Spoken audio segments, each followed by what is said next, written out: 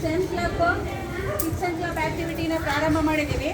ಮಕ್ಕಳೇ, ನಿಮಗೆಲ್ಲ ಗೊತ್ತಿರೋ ಹಾಗೆ ಸ್ಟೆಮ್ ಬಗ್ಗೆ ನಾವು ಸಾಕಷ್ಟು ಶಾಲಾ ಹಂತದಲ್ಲಿ ಚರ್ಚೆ ಮಾಡಿದ್ದೀವಿ, ಹೌದಾ?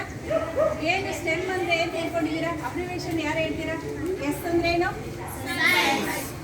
ಆಮೇಲೆ ಟಿ ಅಂದರೆ ಇ ಅಂದರೆ ಎಮ್ ಅಂದರೆ ನಮ್ಮ ದಿನನಿತ್ಯದ ಜೀವನದಲ್ಲೂ ಕೂಡ ಈ ಸ್ಟೆಮ್ಮನ್ನು ಬಳಕೆ ನಾವು ಮಾಡ್ಕೊಳ್ತಾನೆ ಇರ್ತೀವಿ. ಅದರಲ್ಲೂ ಮುಖ್ಯವಾಗಿ ನಾವು ಅಡುಗೆ ಮನೆಯನ್ನು ವಿಜ್ಞಾನದಲ್ಲಿ ಬರ್ತಕ್ಕಂಥ ಒಂದು ಕೆಮಿಸ್ಟ್ರಿ ಲ್ಯಾಬೊರೇಟರಿಗೆ ನಾವು ಹೋಲಿಕೆ ಮಾಡ್ತೀವಿ, ಹೋಗ್ತಾನೆ. ನಾವು ಏನೇ ಆಹಾರವನ್ನು ಸೇವನೆ ಮಾಡಿದ್ರು ಕೂಡ ಅದು ಕಿಚನ್ನಿನಿಂದ ಪ್ರಾರಂಭ ಮಾಡುತ್ತೆ. ಅಲ್ಲಿ ನಾವು ಅನೇಕ ಹಣ್ಣುಗಳನ್ನು, ತರಕಾರಿಗಳನ್ನು, ನಮ್ಮ ದೇಹಕ್ಕೆ ಅಗತ್ಯತೆ ಇರತಕ್ಕಂಥ ಅನೇಕ ಪೋಷಕಾಂಶಗಳನ್ನು ನಾವು ಬಳಕೆ ಮಾಡ್ಕೊಳ್ತೀವಿ. ನಮ್ಮ ಪ್ರತಿನಿತ್ಯ ಜೀವನದಲ್ಲೂ ಕೂಡ ಪ್ರತಿದಿನ ನಾವು ತಿಂಡಿ ತಿಂತೀವಿ, ಊಟ ಮಾಡ್ತೀವಿ, ಎಲ್ಲ ಕೆಲಸಗಳನ್ನು ಕೂಡ ಮಾಡ್ತಾ ಇರ್ತೀವಿ. ಆದ್ರೂ ಕೂಡ ಅದರಲ್ಲಿ ಬರ್ತಕ್ಕಂತಹ ಕೆಲವು ಆಹಾರ ಪದಾರ್ಥಗಳಲ್ಲಿ, ಫಾರ್ ಎಕ್ಸಾಂಪಲ್ ಹಣ್ಣಲ್ಲಾಗಿರ್ಬೋದು, ತರಕಾರಿನಲ್ಲಾಗಿರ್ಬೋದು, ಹಾಲು ವಸ್ತುಗಳಲ್ಲಾಗಿರ್ಬೋದು, ಯಾವ ಜೀವಸತ್ವಗಳಿರ್ತವೆ, ಯಾವ ಪೋಷಕಾಂಶಗಳಿರ್ತವೆ ಅನ್ನೋದ್ರ ಬಗ್ಗೆ ಕೆಲವರಿಗೆ ಗೊತ್ತಿರ್ಬೋದು, ಕೆಲವು ಮಕ್ಕಳಿಗೆ ಗೊತ್ತಿಲ್ಲದೂ ಕೂಡ ಇರ್ಬೋದು. ಈಗ ನಾನು ಕೆಲವೊಂದು ಸಣ್ಣ ಪುಟ್ಟ ಪ್ರಶ್ನೆಗಳನ್ನು ನಾನು ನಿಮಗೆ ಕೇಳ್ತೀನಿ. ಗೊತ್ತಿರ್ತಕ್ಕಂಥ ಮಕ್ಕಳು ಅದಕ್ಕೆ ನೀವು ಉತ್ತರವನ್ನು ಕೊಡಬೇಕಾಗುತ್ತೆ. ಆಗ್ಬೋದಾ ಮಕ್ಕಳ? ನಾವು ಸಾಮಾನ್ಯವಾಗಿ ನಮ್ಮ ದೈನಂದಿನ ಜೀವನದಲ್ಲಿ ಅತಿ ಹೆಚ್ಚು ಬಳಕೆ ಮಾಡ್ತಕ್ಕಂತಹ ಒಂದು ತರಕಾರಿ ಅಂತಂದರೆ ಈರುಳ್ಳಿ ಅಂತ ನಾವು ಹೇಳ್ತೀವಿ, ಹೌದಾ? ಸಾಮಾನ್ಯವಾಗಿ ಈರುಳ್ಳಿಯನ್ನು ನಾವು ಹೆಚ್ಚುವಾಗ ನಮ್ಗೆ ಗೊತ್ತಿಲ್ಲದೆ ಕಣ್ಣೀರು ಬರುತ್ತೆ, ಕಣ್ಣಿನಲ್ಲಿ ನೀರು ಬರುತ್ತೆ, ಹೌದಾ? ಯಾತಕ್ಕೆ? ಯಾರು ಹೇಳ್ತೀರಾ? ಯಾರಿಗಾನು ಗೊತ್ತಿದೆಯಾ? ಎಂಥದಾದ್ರೂ ಕೂಡ ಈರುಳ್ಳಿಯನ್ನು ಹೆಚ್ಚ್ತೀವಿ ಅಂತಂದರೆ ಸಾಮಾನ್ಯವಾಗಿ ಕಣ್ಣಿನಲ್ಲಿ ನೀರು ಬರುತ್ತೆ, ಹೌದಾ? ಯಾಕೆ ಕಣ್ಣಿನಲ್ಲಿ ನೀರು ಬರುತ್ತೆ? ನಮ್ಮ ಕಣ್ಣೀರಿಗೂ ಈರುಳ್ಳಿಗೂ ಏನಾದರೂ ಸಂಬಂಧ ಇದೆಯಾ? ಯಾರು ಹೇಳ್ತೀರಾ?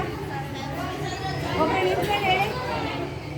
ಲಾಸ್ಟ್ ಗ್ರೂಪ್ನವರು ಲೋಕೇಶ್ ಅಥವಾ ಅನುಶ್ರೀ ಸ್ಟಡ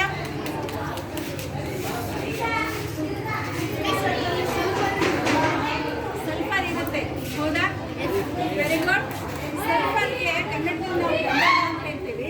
ಸಲ್ಫರ್ ಏನಾಗುತ್ತೆ ಅಂತಂದರೆ, ನಾವು ಈರುಳ್ಳಿಯನ್ನು ಹೆಚ್ಚಿಸಲಿಕ್ಕೆ ಪ್ರಾರಂಭ ಮಾಡಿದ ಕೂಡಲೇ ವಾತಾವರಣದಲ್ಲಿ ಆಕ್ಸಿಜನ್ ಇರುತ್ತೆ, ಆಕ್ಸಿಜನ್ ಸೇರಿಕೊಂಡು ಸಲ್ಫರ್ ಆಕ್ಸೈಡ್ ಆಗುತ್ತೆ. ಆ ಸಲ್ಫರ್ ಆಕ್ಸೈಡು ನೇರವಾಗಿ ನಮ್ಮ ಕಣ್ಣಿಗೆ ಸೋಕಿದ್ದೆ ಆದರೆ ಕಣ್ಣಿಗೆ ಹಾನಿ ಆಗ್ತಕ್ಕಂಥ ಒಂದು ಸಂದರ್ಭ ಇರುತ್ತೆ.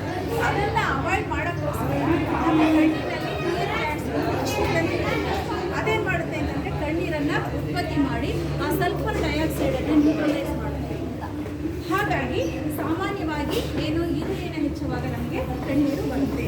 ಅದೇ ಥರ ಸಾಮಾನ್ಯವಾಗಿ ನೋಡಿರ್ಬೋದು, ಈರುಳ್ಳಿ ಬೆಳ್ಳುಳ್ಳಿಯನ್ನು ನಾವು ಹೆಚ್ಚಾಗಿಯೂ ಕೂಡ ಒಂದು ರೀತಿಯ ಸ್ಮೆಲ್ ಬರುತ್ತೆ. ಅದನ್ನು ಹೆಚ್ಚಾಗಿ ಚೆನ್ನಾಗಿ ಕೈ ತಗೊಂಡು ಕೂಡ ಒಂದು ವಿಧವಾದಂಥ ವಾಸನೆ ಬರುತ್ತೆ, ಹೌದಾ?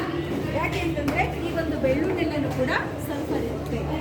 ಇನ್ನು ನೀವು ನೋಡಿರ್ಬೋದು, ಸಾಮಾನ್ಯವಾಗಿ ಈ ಒಂದು ಊಟ ಎಷ್ಟೇ ಚೆನ್ನಾಗಿ ಕಂಪ್ಲೀಟ್ ಮಾಡಿದರೂ ಕೂಡ ಮೊಸರನ್ನು ನಾವು ಊಟದಲ್ಲಿ ಪ್ರತಿನಿತ್ಯವೂ ಬಳಕೆ ಮಾಡ್ಕೊಳ್ತೀವಿ, ಹೌದಾ? ಈ ಮೊಸರಿನಲ್ಲಿ ಒಂದು ವಿಧವಾದಂಥ ನಮ್ಮ ದೇಹಕ್ಕೆ ತುಂಬ ಅತ್ಯಗತ್ಯವಾಗಿ ಬೇಕಾಗಿರ್ತಕ್ಕಂಥ ಒಂದು ಆಮ್ಲ ಇರುತ್ತೆ. ಯಾವುದು ಆಸಿಡ್? ಯಾವ ಆಮ್ಲ? ಯಾರಿಗೇನು ಗೊತ್ತಿದೆಯಾ? ಮೊಸರಿನಲ್ಲಿ ಕಂಡು ಬರುವ ಆಮ್ಲ. 8ನೇ ಕ್ಲಾಸಿನಲ್ಲೂ ಕೂಡ ನಾವು ಸೂಕ್ಷ್ಮ ಜೀವಿಗಳಲ್ಲಿ ಪಾಠದಲ್ಲಿ ಹೇಳ್ತಾ ಇದ್ದೀವಿ. ಯಾವ ವಿಧವಾದ ಆಮ್ಲ? ಯಾರಿಗಾದ್ರೂ ಗೊತ್ತಿದೆಯಾ? ಹೇಳೋ ಪ್ರಯತ್ನ ಮಾಡ್ತೀರಾ? ಪ್ರೋಟೀನ್ ಆಮ್ಲನ? ಪ್ರೋಟೀನ್ ಅಲ್ಲ, ಕರೆಕ್ಟಾಗಿ ಅಲ್ಲ. ಸಿಟ್ರಿಕ್ ಆಮ್ಲ ಇರ್ತಕ್ಕಂಥದ್ದು ನಿಂಬೆ ಇದರಲ್ಲಿ